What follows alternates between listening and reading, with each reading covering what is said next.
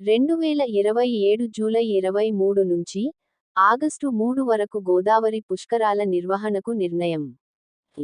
ప్రతి 12 ఏళ్లకు ఒకసారి జరిగే పుష్కరాల కోసం ప్రభుత్వం ఏర్పాట్లు మొదలు పెట్టింది. ఈసారి గోదావరి పుష్కరాల నిర్వహణలో ఎన్నో ప్రత్యేకతలు ఉన్నాయి. ఈసారి పుష్కరాల కోసం 8 కోట్ల మంది భక్తులు వస్తారని అంచనా. 2015లో ఇదే గోదావరి పుష్కరాల ప్రారంభం వేళ చోటు చేసుకున్న ఘటనలు దృష్టిలో ఉంచుకొని అందరూ ఒకే ఘాట్లో స్నానాలు చేసే అవసరం లేకుండా గోదావరి నదిలో ఎక్కడైనా స్నానాలు చేయొచ్చని ప్రచారం చేయనున్నారు.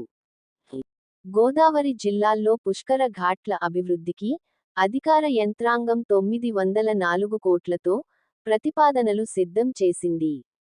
కేంద్రం ముందస్తుగానే గోదావరి పుష్కరాల కోసం ఇప్పటికే 100 కోట్ల నిధులు కేటాయించింది.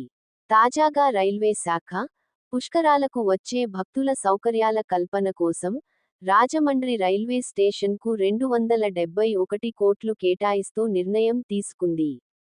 దేశంలో ప్రధాన ప్రాంతాల నుంచి రాజమండ్రికి ప్రత్యేక రైళ్లు నడుపుతామని, ముందస్తుగానే వాటి వివరాలు వెల్లడిస్తామంటున్న అధికార యంత్రాంగం.